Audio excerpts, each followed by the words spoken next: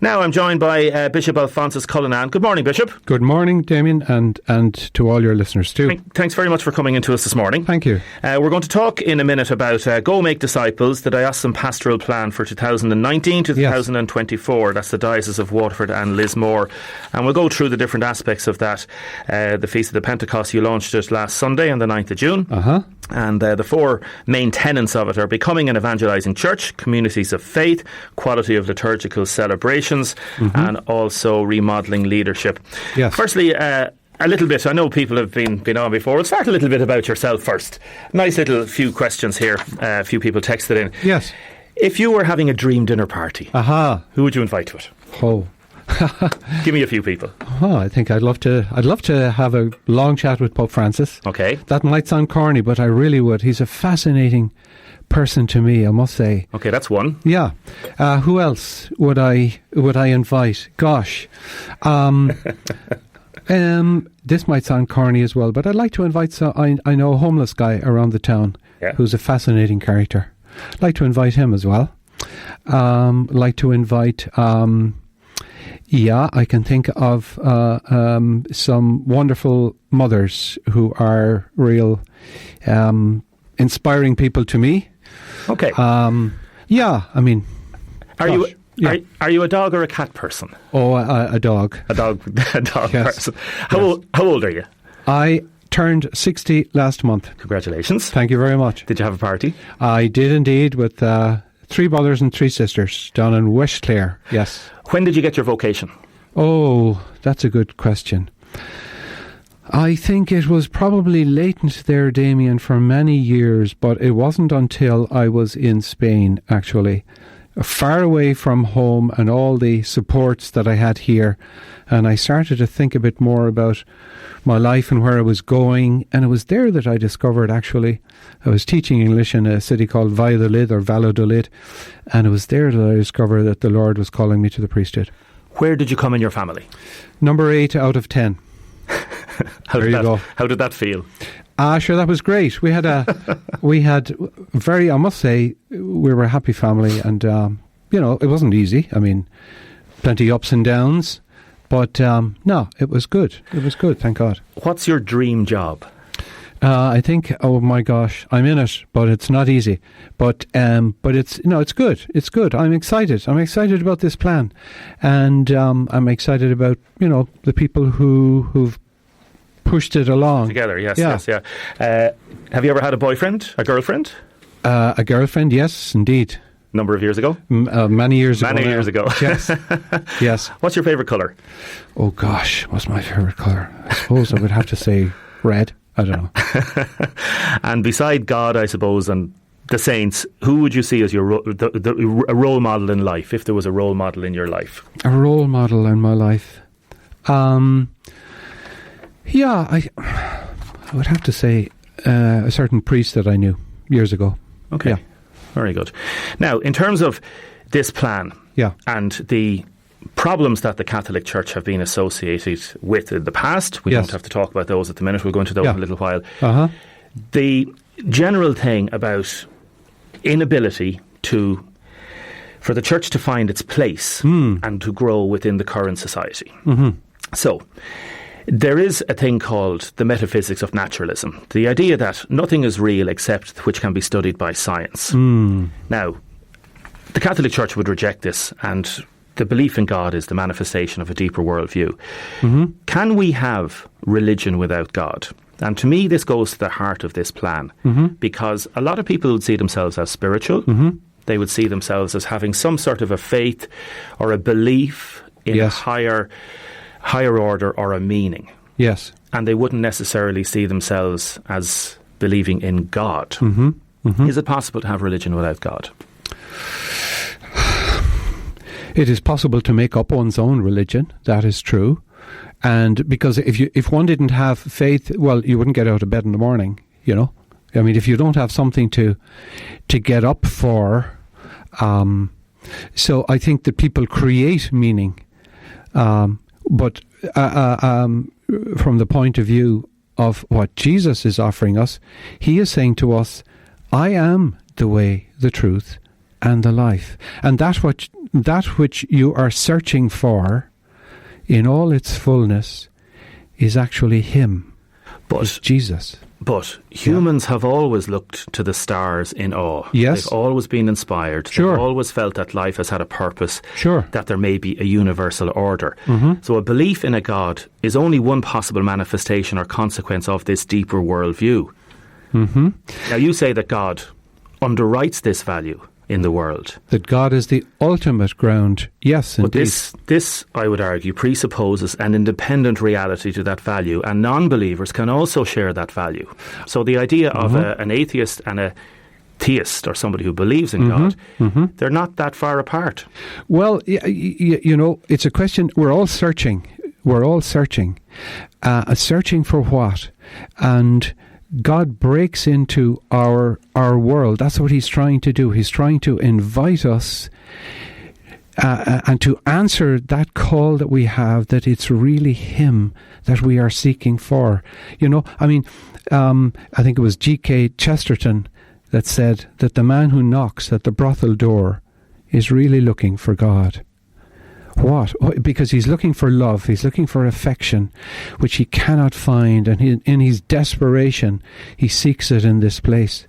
And Albert Einstein, even though he was an atheist, he was a deeply religious man, he said, to quote him, to know that what is impenetrable to us really exists, manifesting itself as the highest wisdom and the most radiant beauty, which our dull facilities can comprehend only in their most primitive forms. This knowledge, this feeling, is at the centre of true religiousness. In this sense, and in this sense only, I belong to the ranks of a devoutly religious man. And Shelley also wrote the awful shadow of some unseen power floating unseen among us. So for philosophers, theologians all down through the ages have seen this religiousness in the human soul. Absolutely. But that doesn't necessarily mean that there's a connection with a God. And this maybe goes to the heart of the problem with secularization of society and this plan. Yes. And of course, well, you see, there is a secularization, of course, and there is an individualism. But that is a closing in on self. And that is a very narrow world. And that is a very, I think, disappointing world. But what Jesus is saying, again, you know, that beauty and that truth and that meaning that you are looking for is in me, is in Jesus, is in Him.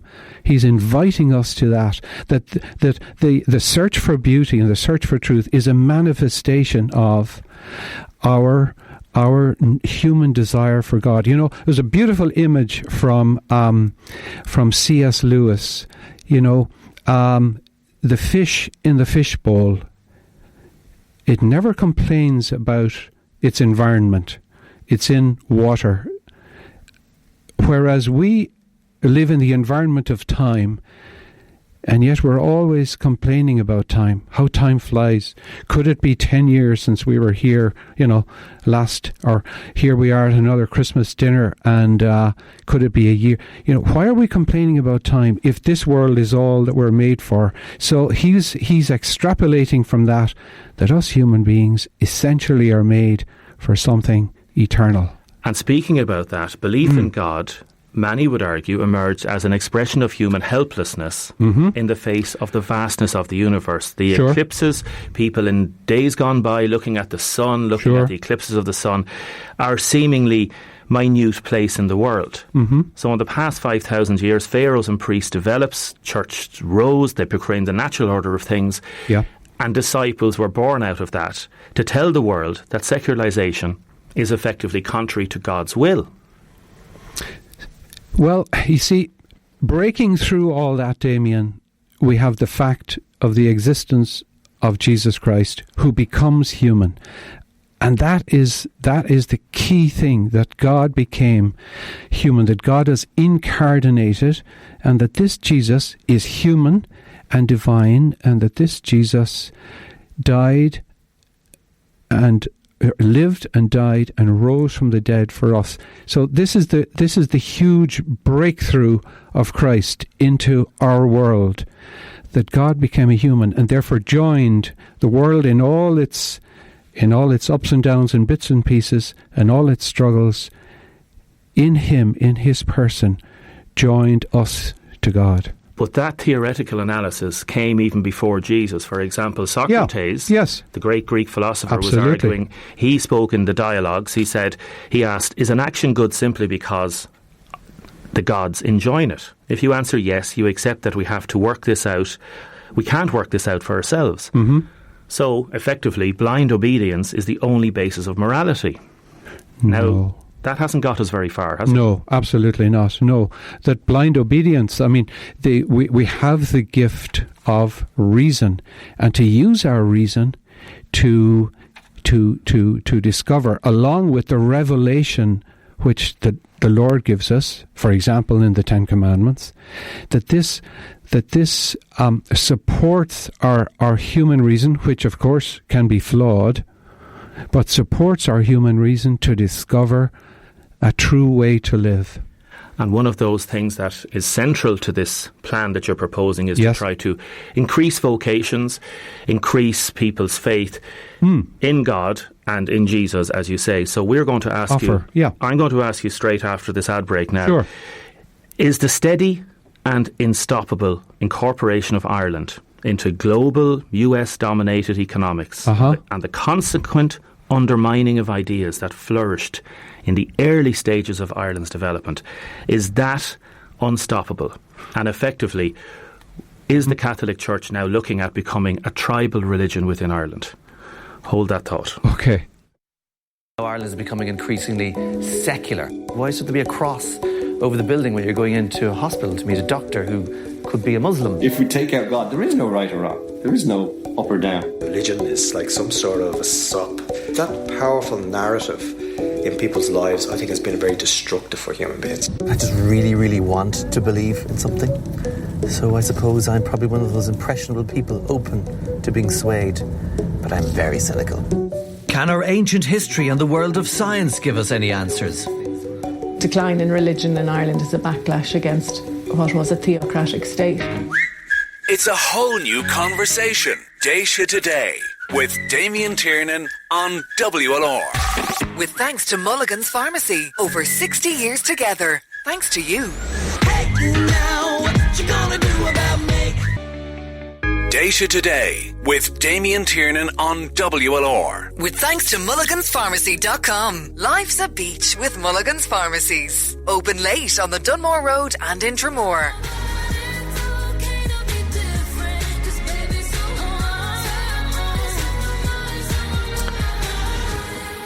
Welcome back to the programme. You're listening to Damein Tiernan, and we are talking to Bishop Alphonsus Cullinan, Bishop of Waterford and Lismore. We're talking about a new plan that the church in Waterford, the diocese, is putting forward for the next 5 years to try and increase vocations.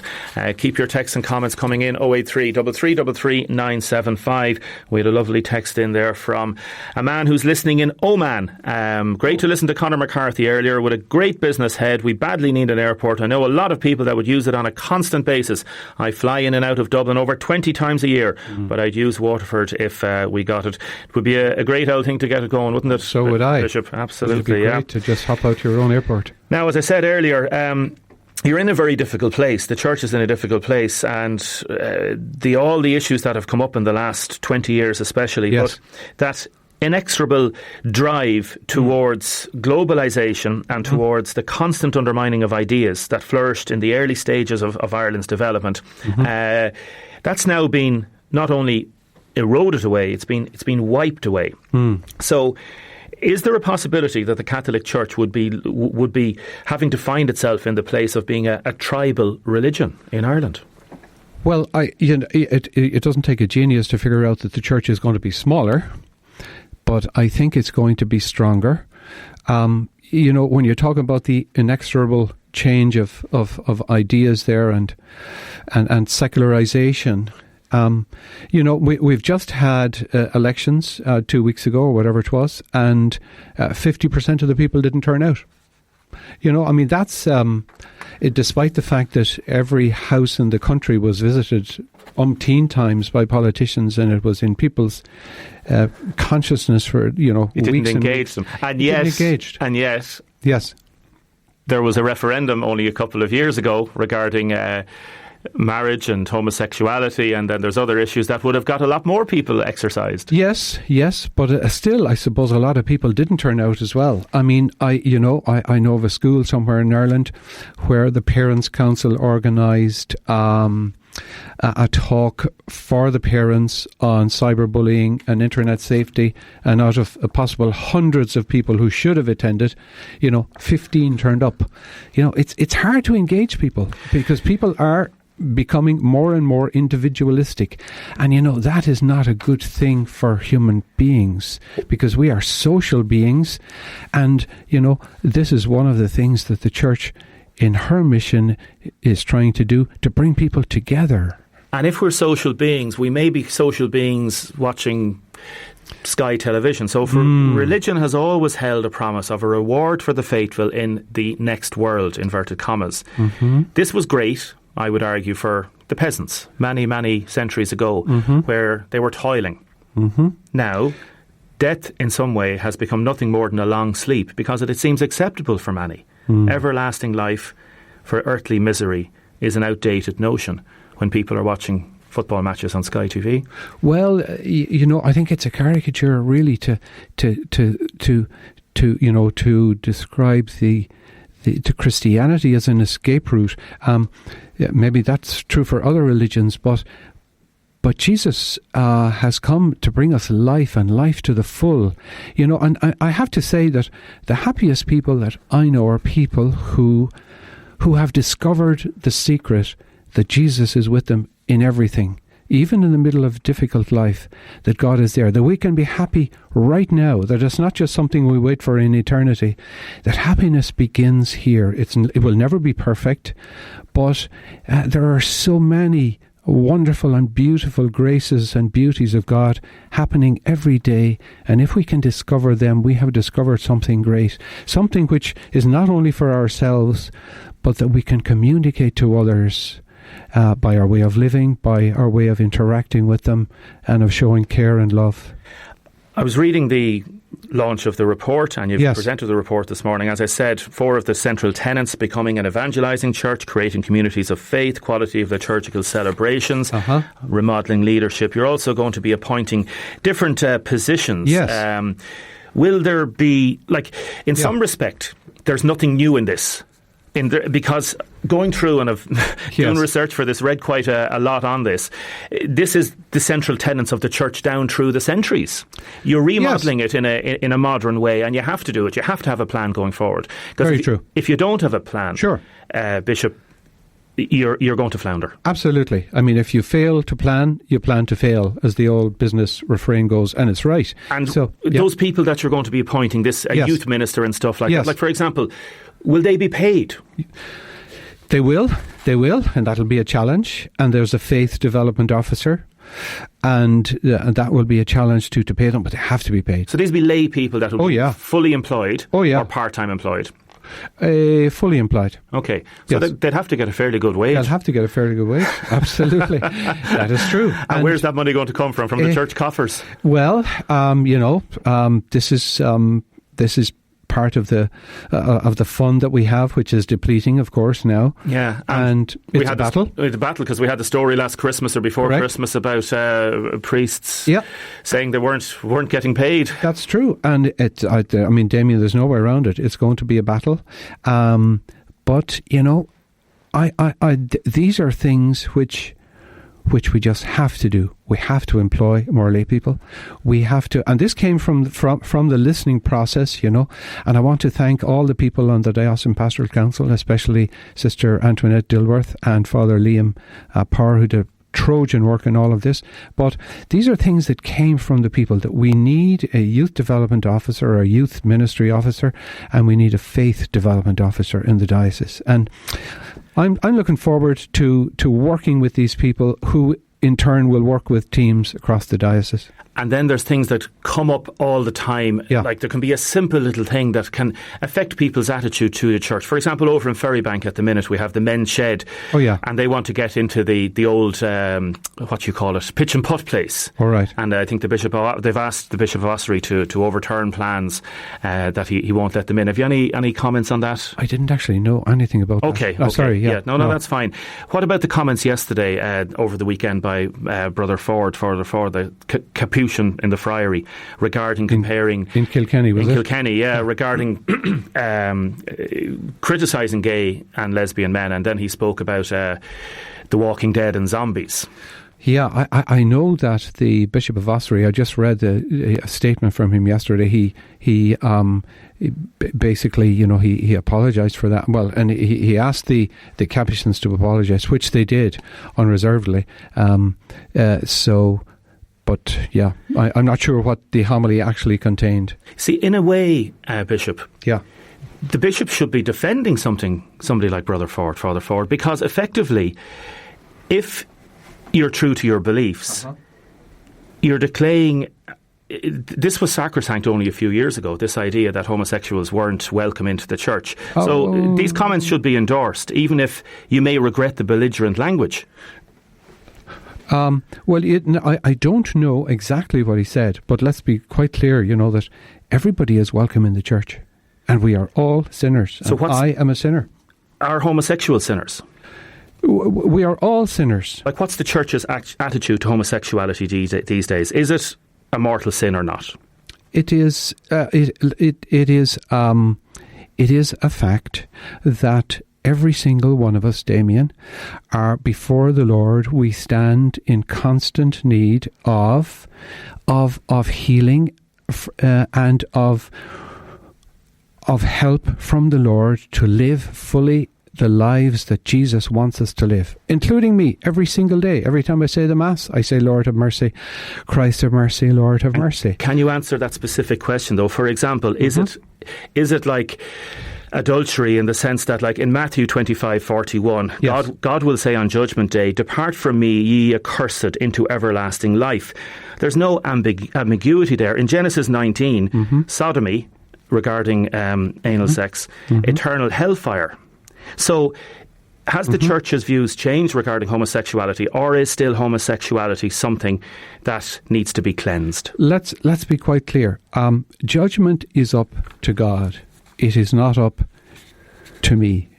What does the church say, though? The church... What do you say? Well, the church says that the plan of God is marriage. God's plan for marriage is a plan for male and female, that male and female He made them, and that each one of us, as St. Paul says, we all fall short of the grace of God. Therefore, we rely on the grace of God to live fully the lives that God asks us to live, that He invites us to live every day, that His grace is available for you, for me, for everyone, and that is the key thing, that is the most important thing. But and again, this comes back to the essence of this plan, because you have to talk to people out there. So, for example, somebody brings up past comments about the church and what the church says. Like in 1990, Archbishop Desmond Connell in Dublin, he criticised homosexuals. Like, would it not be more convenient and generally conducive to intellectual dignity if campaigners for the rights of gay people were to say to bishops, are you accurately reflecting Christian attitude to homosexuality? And if you are, if Brother Ford is accurately reflecting Christian attitude to homosexuality, to say that attitude is wrong. I didn't hear Brother Ford's homily. I don't know what he said. Well, I just don't. So, I mean, again, you see, I certainly know gay people who struggle with this, but they're constantly trying to seek, Damein, what is the Lord's will in all this? That is the key thing. What is the Lord asking me to do? And therefore, if the Lord is asking me to do something, that is most important thing of all, that Jesus invites me into fullness of life with Him. I think that's a beautiful thing, that He is asking us, He is offering us life to the full. And I mean, there is nothing more important than that. One thing that I know we're running out of time because we've gone over time on sorry. this. No, you're fine. You mentioned before to my predecessor, Eamon Keane, you were setting up a body regarding exorcisms. How's that going? Yes, there is a group. There is a group of people, a very fine group of people, and we had Father Pat Collins, CM, and he was on the Late Late Show, as people may have remembered, and a very good interview on the Late Late Show. So, and has there been any exorcism carried out? No. But there are a lot of people who have asked us about this kind of area, and you'd be surprised actually the number of people who have sought help in this area. And there is a group It's a work in progress. It's a difficult area as well, Damein.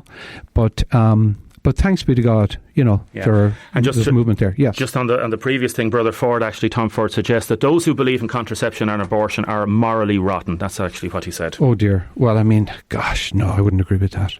No. But again, is he not reflecting the Church's views? No, he's not. No, because you could you go back to where the Church stands on this. But you can never use language like that. Yes, you may give out about the language. It may be belligerent, but the central tenet of what is saying is effectively reflecting Church's views. No. So are you saying that abortion is not morally rotten? But the Church can never say that people are morally rotten. Do you know what I mean? We could never say, Jesus never says to anybody, you are rotten, but he will say, as he says to Mary Magdalene, go and sin no more. And that's where the grace of God meets us. Bishop Alphonsus Cullinan, thank you for joining us this morning. Thank you very much. God bless.